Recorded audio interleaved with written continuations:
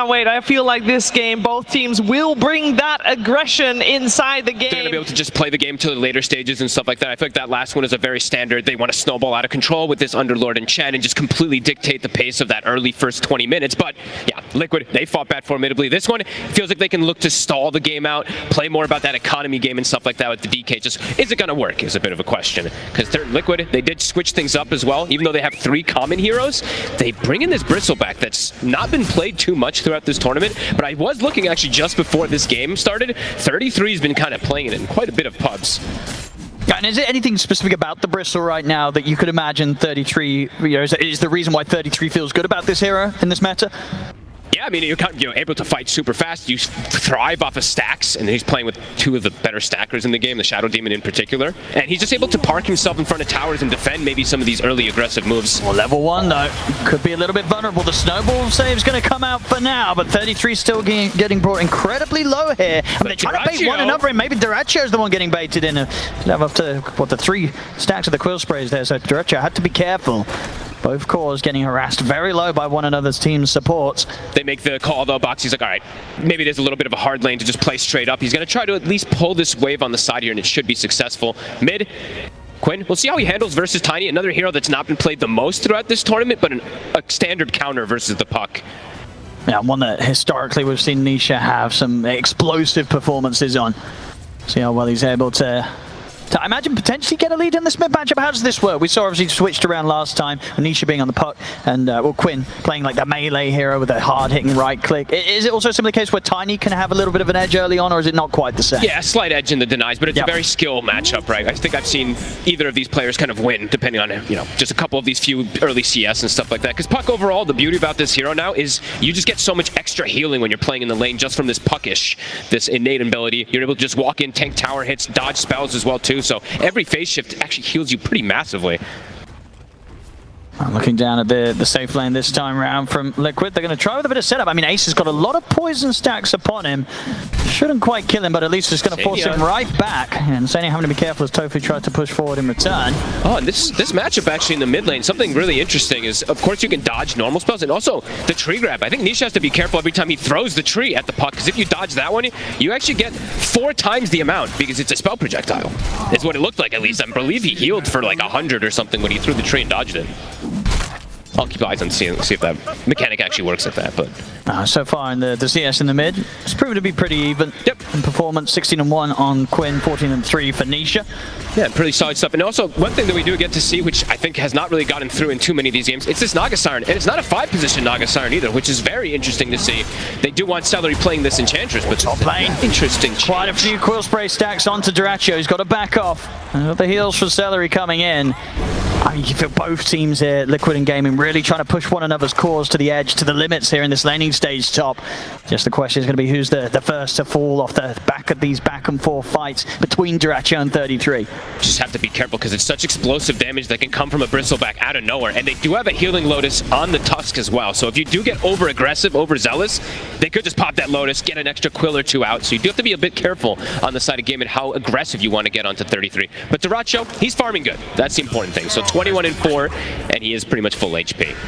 And overall, do you see Gaimin Gladiators maybe having a bit of a better plan for dealing with mid-K if the fight started to get out of control? Because we saw last game, despite that early lead that Gaimin Gladiators had, when they started to sort of slip behind, there were so many fights that mid-K was just able to find prime position to sit in place, turret out that damage, and get just this incredible net worth lead. This time, do they have better answers to the safe lane Prophet? I feel like they actually had some really good heroes versus the Prophet in the last game, to be honest with you. So I'm not 100% sure, but they do have good ways to get on top of him and burst him down to more control, I would say, than that last one.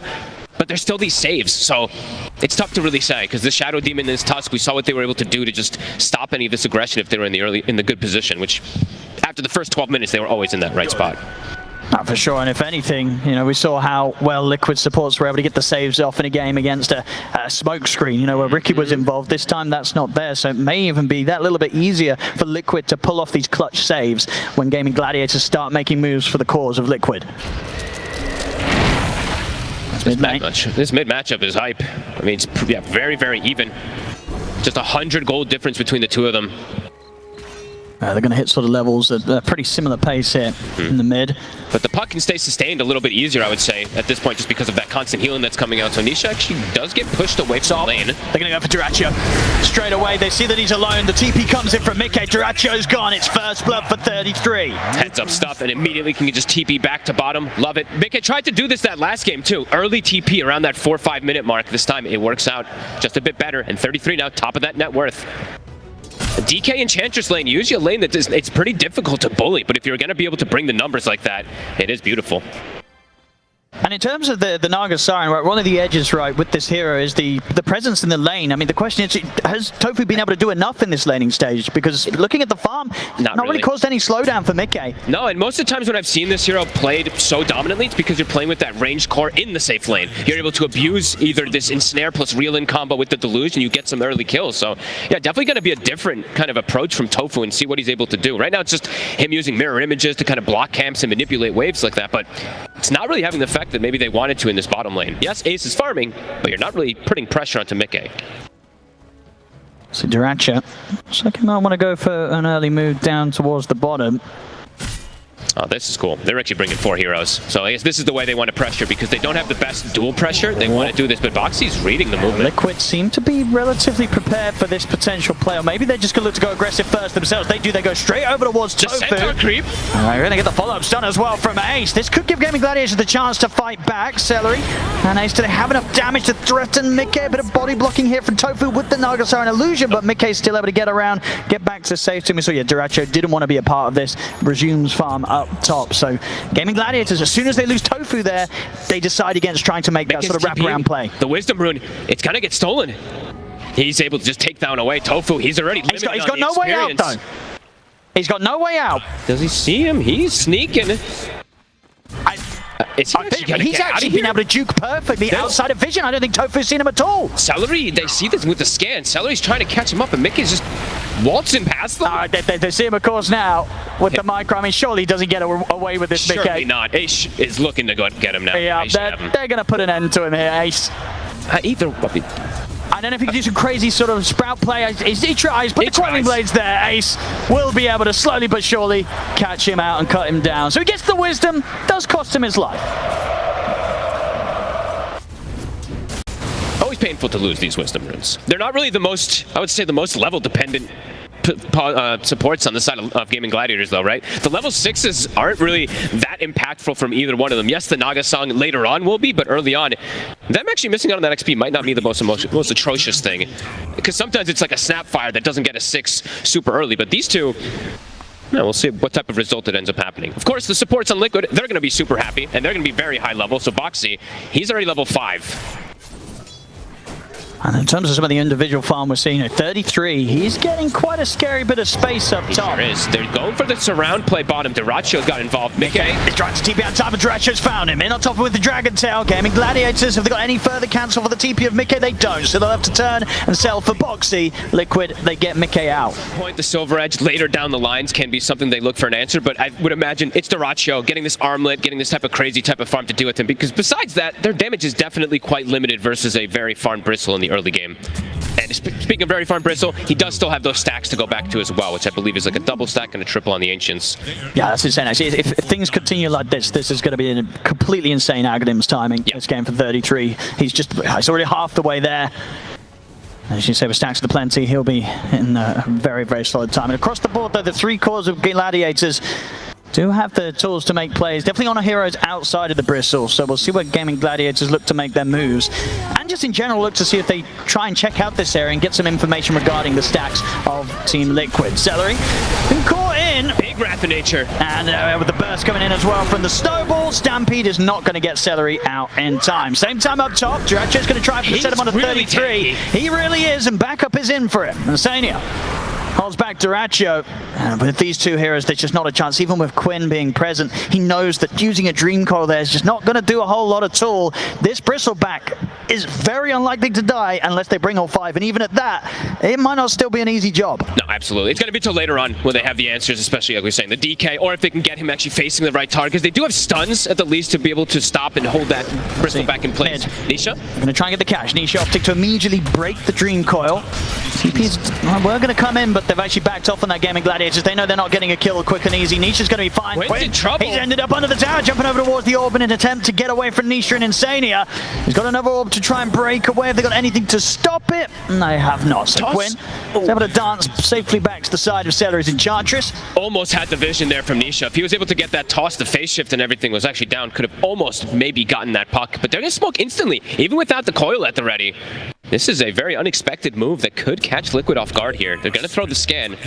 Let's see what they can find. Mickey would be the ideal catch. I mean, they have this deep ward. It's about to expire as well, too. Mickey might not see this coming. That ward was literally right outside the sentry range. Yeah, this is a solid play here from Gaimin Gladiators, but it will get shown now. So TPs do start to come through. Maybe these two can't get the burst off in time to kill him off. Mickey's going to come in with the snow. They got Quinn from Boxi, and indeed they just turn and kill Quinn off. Boxi was that was the fastest TP I've ever seen. It was literally before they even showed on the smoke. It felt like that was crazy. He's on point with this Tusk. It looked like they were going to get away with it as well, if it weren't to be for this pesky Tusk. Boxi, save after save. There is no hope. Mickey's doing some really cool little stuff here, too. Just planting this tree for extra damage. That's actually kind of neat. Just his GG branch with his innate. Actually, very cool. I don't think I've seen many people do that. I was wondering why he was just randomly dropping the GG branch, and I'm like, oh, very cool. The farm continues, and indeed, this bristleback, 33. He's completely out of control. The Aghanims, ridiculous timing. He had a pre-12 minutes, I believe.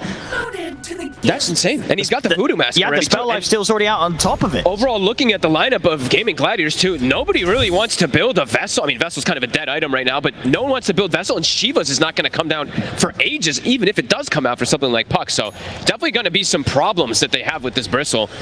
I mean, for Gaimin Gladiators, what sort of item timing or strength do you think they're looking towards to make their move this game? I think it's going to be pretty farm heavy, actually, on this side of Gaimin. I feel like it's a very different strategy that they've gone for this game around. Usually they're around like 25-minute aura timings. There's a lineup where we may not even see too many auras come out from either side, let's be honest with you. So definitely a bit of a different kind of style game that it could lead up to these like late games, which I think we're all looking forward to, because we've had quite a bit of these games around like the 20 to 35-minute mark that kind of end. This one could get pretty late game if they end up playing just for this farm game, which for Gaimin, it looks like they want to. So Liquid definitely have a way to set tempo, though. They have this Bristleback who's massive. They can force objectives very early on, and that's what it feels like they're going to start doing, playing around 33. Yeah, we'll have to see how much they can force, because indeed, if the game gets to a point where we're sort of 20, 25 minutes in and the Bristol's at the high ground of Gaimin Gladiators are going to have to come in with some sort of answer. Yes, absolutely. I mean, that's definitely the ideal play the Liquid wants to do, is pressure the map early. Strong lead in from Quinn. Do they have the damage with Ace and the Stampede and the Who Stomp? They certainly will. McKay, there's no saving him this time. Gaimin Gladiators, they get the kill, but can they get out? Nisha is in with the combo. Avalanche to follow up onto both Nisha, onto Quinn and Celery. Snowball over towards Quinn. They got the stun, the punch up. They're taking Quinn out. Celery, he's been caught in by the shards. 33 and Insane are ready to chase down Ace. Celery's going to TP out as Liquid. They'll look for the bigger target instead, getting Ace as well. They'll get the trades. And the more advantageous ones, they do have to swing 4 heroes down here, so it's quite a bit expended. Duracho will be happy to be able to farm off of that timing. But Liquid, it's such quick reactions that they've been able to do here. And Nisha now at this point has a very large separation between him and Quinn.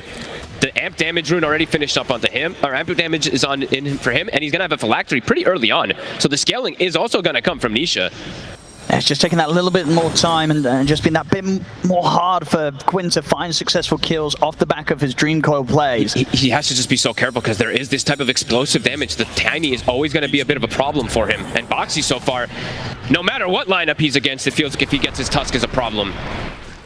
See, nice play there, Celery with the Wild Ring Ripper trying to tear himself away from Nisha. Nisha for now is going to continue to chase.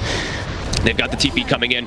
Indeed, Nisha slowly playing around with Celery. They've got the numbers here. Insania, Boxi, Mickey, the whole team pretty much turning up to get another kill on the board here, Liquid. And the crazy thing in the meantime, look where 33 is. He's just occupying the enemy triangle, kind of challenging them, telling them to come at him, because he knows he's pretty much invulnerable unless they bring all 5. Buys an early shard as well, too, so he's got the hairball even stronger. He is a big problem. Duracho is farming, but he needs a couple bit more items before he wants to be able to join versus this Bristle. Armlet, S and Y, and then yeah, we see that Silver Edge is going to eventually, of course, be queued up onto Duracho. But that's going to take time, and Liquid, they can thrive off just occupying the map with this 3k advantage. With this early Blink Dagger, with this aggression, they can play with the Tusk. Looking for the setup around the mid. Liquid. Big Gonna get the jump in Nisha. He's able to get the setup straight away. They want to try and burst through the Enchantress. The heals are up for Celery. It's too much damage though. Liquid. They can get pretty much any kill that they jump for right now. Mickey's ready to lead in for more. Looks towards Quinn, but the orb is back up. He's slowed down. They've got to stampede. They absolutely have to, but Nisha's able to still get him with the toss. The stampede doesn't matter. Nisha still able to close the gap and take Quinn out. Liquid's playing too fast for this gaming strategy at the moment. Yes, Dyrachyo is farming, but everybody else is starting to fall further and further behind. They haven't been able to really involve Tofu either. I know he's just sitting back, kind of trying to get some farm going, but they can't even reset and avoid the fights that Liquid's bringing to them. The timings are accelerating fast. And they're losing access to so much, like 33. He just keeps taking away these Ancients. I believe they've been stacking some Ancients on their side, cleaning them up too. So they're farming, it feels like 70% of the map. Gaming under a lot of pressure here. That Silver Edge, as you say, cannot come any sooner for Dyrachyo. He needs it yesterday, really, against this Bristle. I mean, once it's there, that'll be the big test of whether Gaimin Gladiators can bring together a fight to slow Liquid down. Yeah, but it's not just the Bristle, right? It's Nisha scaling. Mika is starting to get some scaling too, even though he's died twice. He is getting closer and closer to having his big item. He actually has it. Sorry. So Gleichner's already done. So Liquid can just keep looking to pressure, and Gaming could really struggle in the damage department to kind of dissuade and push them off these towers, or if that early rush, because Liquid feels like they have options right now how they want to pressure the map. Oh yeah, they're ready to get in under the tier 2 tower. If Nisha sees a chance to jump, he's going to be straight in for it. He's got an arcane rune in the bottle as well. And he's got that phylactery, so that burst damage, it's there. They're going to start to hit this tower here. Tofu wants to try to slow it down, but you can see the way that Gaming's postured on the map. They don't want to go for a full-out fight around here. I mean, Liquid's going to have a pretty good idea that Gaimin Gladiators are playing from this tree line. Quinn and Tofu, they've just got to back right away up to the high ground, up to the base. There's going to be no defense outside of a fortification here. They'll push them back temporarily. This tower's going down. Oh, they actually lose the Treant there. Whoopsie, Mickey. Bit of miss micro. And Quinn, again, sort of having eyes on this area of the map, but he can't really start anything right now. All he can sort of do is just sit back and watch whilst Liquid takes these towers. It's so dangerous for him to step up. Just this tiny pick, it's honestly working wonders to just not allow this puck to have any type of opportunities in the map to split things up, go and get any type of that extra farm. Quinn is very poor right now, bottom of the cores. Is in danger. They're really looking to be all on Dyrachyo. Yeah, it definitely is right now. And look at the positioning, like Celery. He's trying to find desperate places to farm, but there's a ward, and they will find him again. We just can't hide on the map right now from Liquid. They will find you. Firm control. Roche soon on the menu. Maybe they'll wait for it to shift down to bottom, but yeah, they really feels like they can kind of go anywhere right now. And of course, 33, he gets the Vampire Fangs. I know Sand Kings have been the ones kind of thriving off of this one, but this is definitely one of those other heroes that can become pretty much unkillable on top of already being unkillable. This just adds an extra layer. Yeah, they've just not been able to slow him down one bit this game. It's just been completely free for 33. It's 19 minutes so far. And Quinn, he got spotted for a second there. His orb. We'll just be able to split it up. They just have to keep so much distance between themselves and Liquid. And even at that, as we're seeing Liquid, for good setup of Mickey TPing in and getting the catch with the Gleipnir, they can still find kill opportunities. So Gaimin Gladiators, they're having to play so cautious right now. They're just, this is probably one of the, I think this might be one of the first times I've seen this tournament that Gaimin is just full out split farming. They don't really want a full out fight, but Nisha now shows. See if they can punish Nisha here on his own. He's got a regen rune. Backup is coming over. I don't think they're killing this tiny. Nisha's ready to turn things around. Gaimin Gladiators have got to run. Quinn, they will be able to jump down to the low ground in time. Tofu comes in with the song, and that may just be enough to save Ace. Indeed, Ace will get out. Tofu able to make sure there'll be no casualties this time for Gaimin Gladiators. Look how much they just expended, though. They're trying to get Nisha, and he had the regen rune. He's full HP. This tier 2, it's gonna fall. And it seemed like even if he didn't, I don't know if they were getting him there. Oh, okay. They used the, I mean, this is their high ground glyph. Oh, this is a dangerous one to use at times when you are behind like this. Let's see how much Liquid want to push it. Tower's gone. They're going to be tempted to maybe take the Tormentor first. Should be able to get that pretty easily here with 33 on the Bristle. Yeah. There's going to be no struggle taking this one away from Gaimin Gladiators. So Tormentor for Liquid, just a shard there for Boxi. They used the glyph. They're forcing because this glyph is on cooldown. I mean, we talked about what do they do when 33 on this Bristle is approaching your high ground at 25 minutes. I mean, it's happening at 20 minutes. I'm sure Jenkins is losing it. These glyphs that people use sometimes, they're very, very dangerous. I've got the blink now. on Quinn, but going in for action, it just does not seem appealing. No, they need the next item really on Duracho, but the items are just flirting in too fast from Liquid. Roche, it's up if they want to go for it, but they're still looking to apply pressure around here, at least deny away this Wisdom Rune. And at the same time, just making sure that they keep the efficiency up, Liquid. Absolutely. Nisha continues to clean up stacks in the jungle that are being made, and Mickey just finding completely free space on the other side of the map, far, far away from any chance of Gaimin Gladiators getting out and finding him. And Liquid's Tricore is looking beautiful. And overall for Gaimin Gladiators, they kind of are in this 4 Protect 1 a bit for this DK because of how hard the Pucks game has gone. Yes, Pucks can scale, but right now Quinn is in a very dangerous position versus this Tiny. Duracho tries to get out with this early play, but sentries are already laid down. They're already prepared for it. And of course, at this stage, still just the Shadow Blade alone. It's quite a bit more until he's got the fully fledged Silver Edge. So for now, the farm just has to continue for Gaimin Gladiators. Quinn? They want to. Liquid just wants to force it. The Glyph, it's still on cooldown for some time. I mean, it may be at a point, maybe Gaimin Gladiators just have to let this set of racks go. It might feel like it, yeah. It's a tough call to make, but in reality, what do you have right now? You can't to stop this push. Bristle. You cannot touch this Bristleback. And Quinn's here, but outside of an illusory orb, that's about it really when it comes to the defense. Tofu just nearly getting cleaned up by the Nature's Wrath. Boy. Hey, their axes are just gone. They just don't have the defense right now. They don't have the answer. They have to let Liquid take that full set. Dangerous times here for the side of Gaimin. It's pretty much all on Duracho at this point now, if the Silver Edge is even gonna matter now. Because like you said, it's a tri-scaling core lineup here for Liquid. They can go back for Roche and look to probably continue this pressure here. And they just have so many saves as well. If Duracho is able to kind of get in and start off the action on a core, it's incredibly likely Boxi and Insania, they're gonna get the saves off. Sure, Gaimin Gladiators, they've got some ways to get to the back lines between the blink of Ace and the blink of Quinn. But finding both of Liquid supports, it's not gonna be easy. No, and it's the thing is too, is that these heroes are not squishy by any means too. I'm just still looking at damage. Yeah, they'll have break, let's say, right, for the DK on this DK for this Bristle. But Tiny has 3,000 HP. Bristle also has like 2,600. The Nature's Prophet is also incredibly tanky too. They may be able to focus fire one target, but it feels very difficult for them to bring down all of these heroes. And Liquid is also, they've been gathering Lotus's own. So on top of having this tankiness, they have a greater healing Lotus as well in the Shadow Demon to limit even more of that damage that Gaimin Gladiators is lacking. They're going to keep this pressure going. Celery. To put the Stampede. And Gaimin Gladiators, they don't want to lose even the supports at this point. Just try and stop the bleeding. Glyph is back up. Duracho in a dangerous position up here. Is under attack. It's going to be another objective that Gaimin Gladiators, they're not going to want to do anything about. There's 4 minutes still left on this Aegis too. Liquid can look to continue pressure. They do have to address the lanes a little bit here, but Mickey, he can always just back up and join his team. 33's forcing it. The strategy right now, it's working beautifully from Liquid. Ace has bought it. I mean, they need this type of healing reduction, right? So a Shiva's on a Centaur.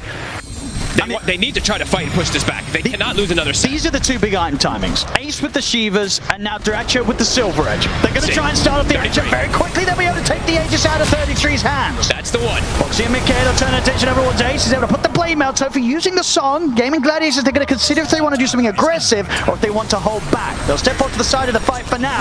Oh, he's going to get caught by the opening step. We'll get dragged to the side and find the Drinky, but it's Dream Core down on the three of them. Duracho and Celery trying to bring the damage. They're doing a lot here. Bring the load down. Safety throughout. They're going to be able to take that Boxi. 33's going to get pumped up by the heel of the load sustainably from Insania, passing it over. 33 will be able to back away, but Gaimin Gladiators, they'll continue the chase. Orb comes in from Quinn. They're in onto Insania. 33 and Mickey, they're looking to bail out of the fight. Duracho, can he get us off in time? He can't. Like, watch this jump from Nisha. This was very, very dangerous. Because it just puts his team in position where they can just get gone on afterwards, and they have to kind of react to try to save him, and it ends up setting up Quinn with, I think, a 3-man Dream Coil. Yeah, immediately what Duracho finding him with that Dragon Tail stun as he gets caught in the front. I mean, just that whole sort of start where Tofu uses the song to allow them to back off. You know, they were ready to hold back and not do anything, but at the same time, they were also ready if Liquid were to go that little bit too deep and make that sort of aggressive play, and that indeed was what ended up happening. They get punished, Liquid. Gaimin Gladiators taking away some of that lead. It's big. That's what their lineup was about. It's not the standard Gaimin Gladiators lineup that they usually go for. It's a much more scaling one. They do need to be able to protect themselves for these next... I mean, the pushes are going to continue coming, so they just have to be prepared and make sure that Duracho stays at this top net worth. Because yeah, I guess that's the question. After that sort of defense, you know, if you're Liquid and you get pushed back like that, you don't have the Aegis anymore. You're going to have to wait a long time until Roshan's back up. What's the game plan? Can you afford to sit back, or do you have to keep your foot on the pedal and go again? I think you want to keep your foot on the pedal. It's probably just playing around like one of these extra BKB timings, though. When you see that type of pressure play come happen, you're like, okay, our Tiny will go BKB probably, and then also the Bristleback just to be able to force the issue or force the next Roche fight. And they do have at least the one on the Bristle. I see Nisha, he still went a little bit greedy. He did go Echo Saber instead of the BKB just yet.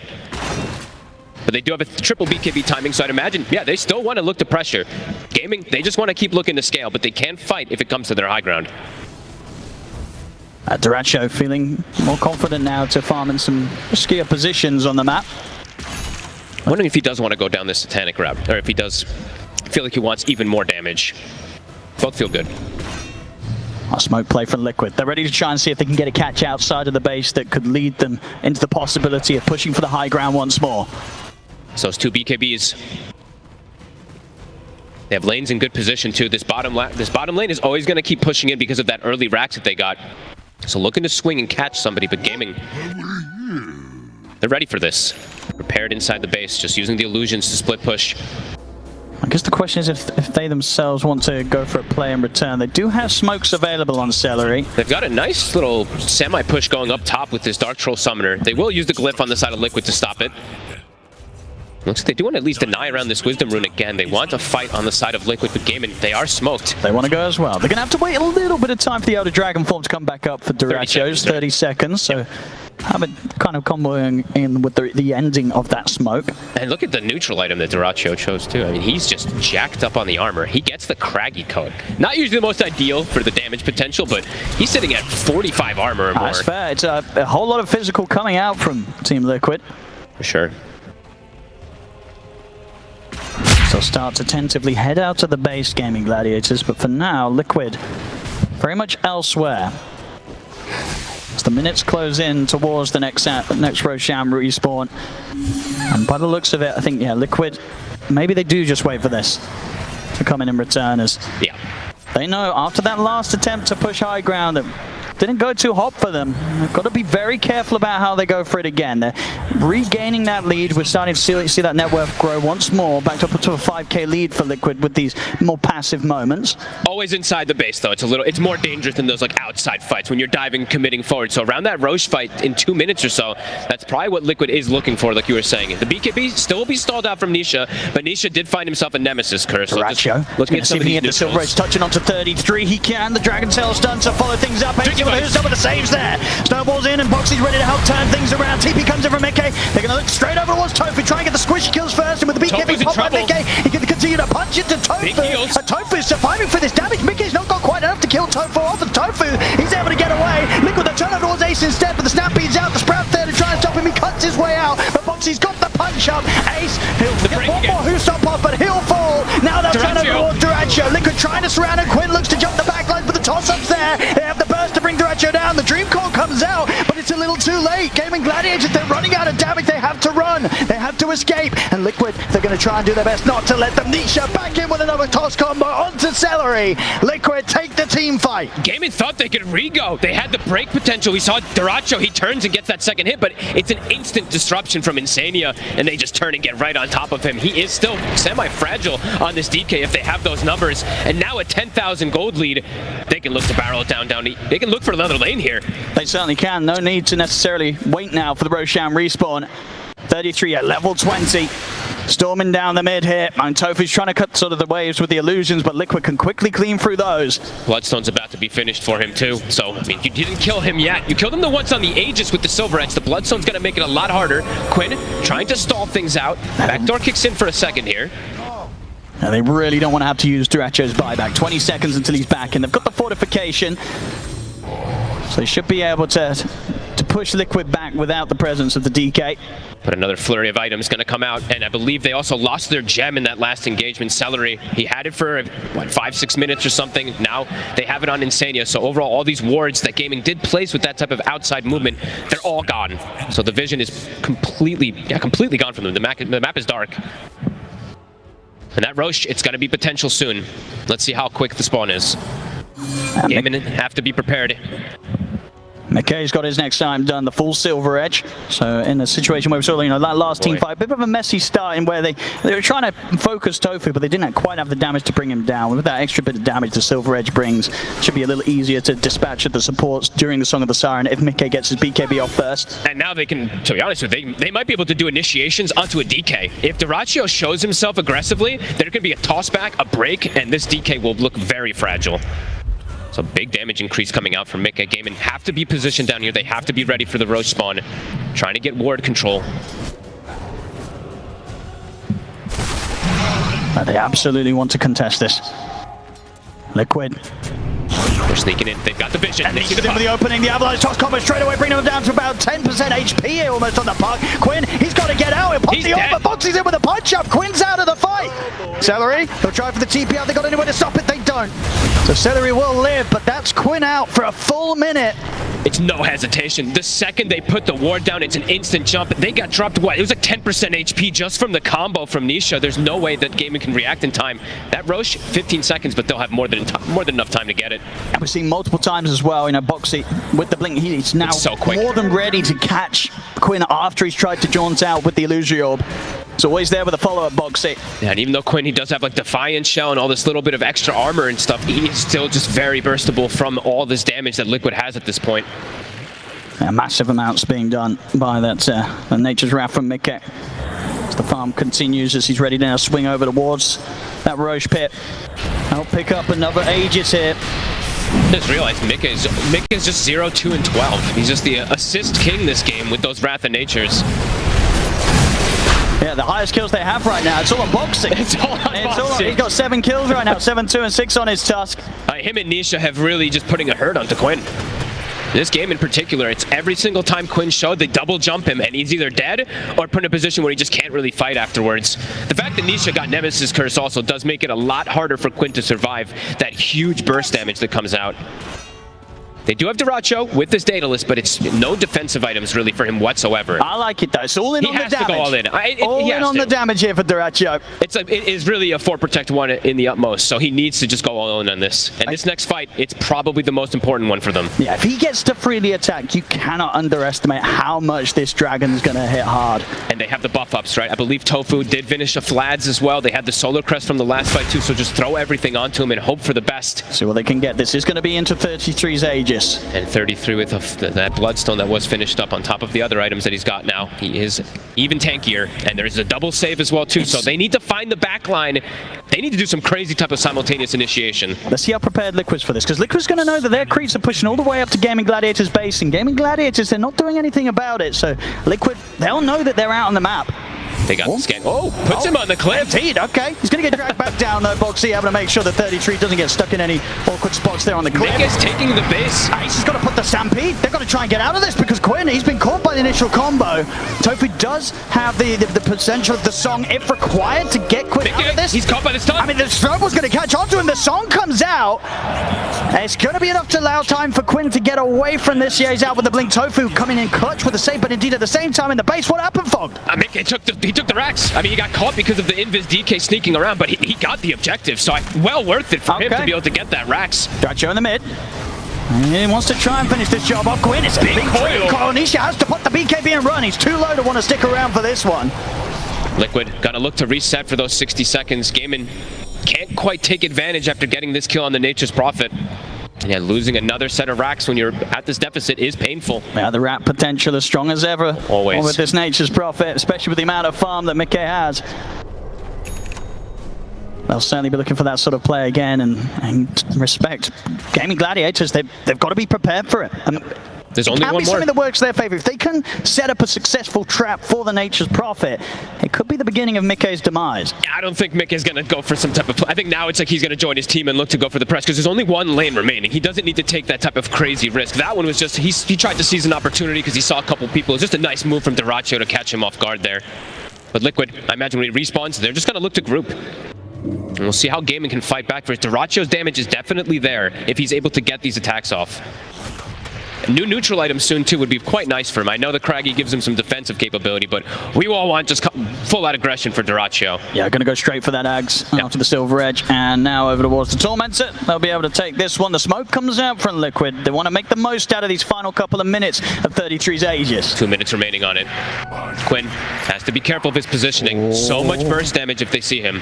See how quick his reactions are if they do get the chance to jump him. And Quinn is not going to play to take any chances. He's back to base. Mickey joining the squad. They're smoked up. Creeps are being cut at the moment in the mid lane, but the top lane pushing in. Nisha or Boxi both ready for potential initiation. It's just going to be the illusion for now, baiting some of the action. Smoke didn't break. Could look to go again around the mid, but Gaimin Gladiators likely to sit a safe space away from Liquid here. Nobody wants to get caught by the jump of Nisha. 33's gone for Greaves of his own. I mean, that's very interesting. This extra little aura. Drinking buddies. Quinn's going to try and jump over the Waning Rift onto the three of them. Ace tries to come over the follow-up, but the Avalanche trips him up. The Dream Core's down, but the BKB's popped by Mickey. Back off for now here, Liquid. 33 standing his ground. They continue just to be this sort of impenetrable brick wall between Liquid and Gaimin Gladiators. And they did get the tower, did get whittled down from these constant hits from the tree and from those tosses. Does eventually die. DK form was used as well too, so there will perhaps be a little bit of a window if Liquid wants to siege once that DK form goes down. And we'll see how strong they feel with the last seconds or so of this Aegis. Dyrachyo. He's going to try and start the action in Turai and see if they can take down 33 quickly. 33's dragged out to the side. Disruption comes out. They're going to be able to keep 33's first life alive a little bit longer as 33's able to back away. In fact, now he's ready to aggressively move it. He blocks the Bloodstone. He heals incredibly up. As Celery's been burst down, has to buy back here on the Enchantress. And Boxi's still alive. And they've still got 20 seconds on 33's Aegis. They get another stone connection on towards 33. Can they even finish him off the once? The snowball comes in from Boxi. The song comes in from Tofu. Tries to get Gaimin Gladiators back to a safe spot. Quinn's able to jump away here. Tofu bailing the team out. Buddies. It's about to get taken away from him. So 33 will get tossed back to safety. Liquid, they'll pull back with the Aegis expiring. How is Boxi living all these moves? He kept himself at, what, 10% HP, it felt like, for 30 seconds. That was a lot used there from Gaimin. 10 seconds till DK form. In with the opening. They don't quite have the damage though. Again, the disruption saved there from Insania. Ace is caught on the front. They're bursting through this Centaur incredibly quickly. Ace is gone and he doesn't have buyback. The saves every single time. One final Rax remaining. Ace down for 60. Gaimin, can they continue holding on? Liquid, they'll back up and reset off of that. They will. I think a little bit of a sigh of relief there for Gaimin Gladiators in a situation where they don't have their Centaur Ace for 50 seconds. Liquid are going to actually pull back away from them and not try and continue the push quite now. So many of these fights, Gaming's just getting caught from what? I think it was a 3-man Ava toss there, and then a Wrath of Nature comes through, and multiple heroes are just at sub 50% HP. It's scary for them to commit afterwards. And these two supports on Liquid, they have to be addressed. Somehow they have to start getting like extra silences or something, because the saves, they're perfect. The disruptions are coming out almost instantly. The drinking buddy snowballs, etc. It's there just too fast. Gaimin have to try to stop this. I mean, on paper, you've got to imagine it's Quinn on the puck that's got to find the position to disrupt the disruptions effectively, put a stop to these sort of players coming in from the back lines. Dyrachyo has found another damage item, so Mindbreaker from that neutral item, of course, and he has the Aghanims finished up, so a bit stronger and almost 25. Quinn as well has kicked up the pressure. Parasma is finished with the Mindbreaker of his own, so maybe like even these little silences or something that he can do with these extra attacks could be a little bit of an X-Factor difference maker. Still very difficult for Gaimin. They can't get through these tanky cores with these double saves. And Liquid, really with how long they were able to get the action going throughout the end of that Aegis, it's getting close to the time where we will see Roshan pop up once more. And Liquid, with this sort of a lead, maybe not too much of a reason to take too many risks. So I think they'll wait for that, Roche. I think so too. Dyrachyo trying to do some sneaky plays here, but he's got eyes on him. He's going to get the jump. 33's coming in with the damage. Backup is there for Dyrachyo. Dyrachyo's able to bail up to the high ground. Gaimin Gladiators do split Liquid relatively apart. They fully commit up towards Insania, but he's able to get the self-disruption off. Nisha, eyes over towards Tofu. They've been able to burst through the two supports. This is the sort of fight the Gaimin Gladiators needed in terms of the start of it. Can they get the core? To look towards Nisha. Nisha with the BKB TP out. They've got nothing to stop it. He'll get away, but the song's up to put a stop to the escape of Mickey as Gaimin Gladiators surround the Nature's Prophet. There's no save left for Mickey as Gladiators hit back hard. So they thought that they could probably take this fight, but overall, positioning from Gaimin was a bit too superior with that song that isolates Mickey afterwards. And the damage from Dyrachyo, it's getting pretty scary. And Mickey And that BKB just not lasting quite long enough to allow him the safety to escape. Comes to an end, and Tofu's got the answer. 1 minute till the rush. They're going to check it out. They wish it was up immediately. 20 seconds make it. Liquid still got to make the smoke out. They don't have the same information, so they've got to at least get something. They've got to poke their face there to see. AC was finished for Nisha. They may have the net worth lead, but Gaimin Gladiators certainly have the position advantage here. Doraccio. He's going to fight 33 to start things off. He's going to try and open the play. There'll be an avalanche that trips up Quinn straight away. Quinn, you've got to be careful. Burst down about a third of the HP. Backup comes in from AC straight over towards Insania. The coil's there. Quinn, he's been able to isolate the two supports on the back line. The Doraccio, he's bringing in the damage. They've taken down Insania. Boxi getting low. He'll get another snowball off though, Boxi. They've finished off Tofu. Buyback comes in from Quinn. Snowball over towards Celery, but Boxi had to blink out. Still alive somehow on this task. 33 pops the BKB, tries to perform, but Mickey's actually blocked 33 off it inadvertently there with the Sprout. Goes for Doraccio, but Doraccio is able to get over this sort of area of the map that Liquid they can't traverse quite as easily. He's breaking away from them, but they've got the chase down. They've got another set of catch with the Sprout, and Mickey bringing in the damage. Liquid, they push for the fight. They get the combo onto Quinn. He's run out of orbs to jump to. He's got it back up in a second, but the crit comes in there hard from Nisha. Quinn, it's a dieback on him. Liquid, they push for the fight. They take it, and they're straight into the Roche pit. Long to get there, because it's not like it's his outpost bottom. He has a TP top, go through a twin gate. Took him an extra 15 seconds or so to re-get inside that fight, and now Mega's been claimed. Liquid, they have 45 seconds. They're pushing on. The fortification comes out. 40 seconds in which Gaimin Gladiators are going to have to try and defend without Quinn. Ace looking for the lead, but he gets caught immediately by the avalanche. Bounces away with the Ogre Seal turn. The Stampede's there to get back, but the tier 4s are falling. Liquid, they're onto the engine. Gaimin Gladiators have got anything to stop this. They do not. GG's going to be called. Liquid take game 2. They are playing so aggressive from the early game to the mid game. They're just very confident in the way they're playing and have to give tons of commends. I mean, the Boxi Tusk is just unbelievable. How many times is he living on slivers of HP? But at the end there,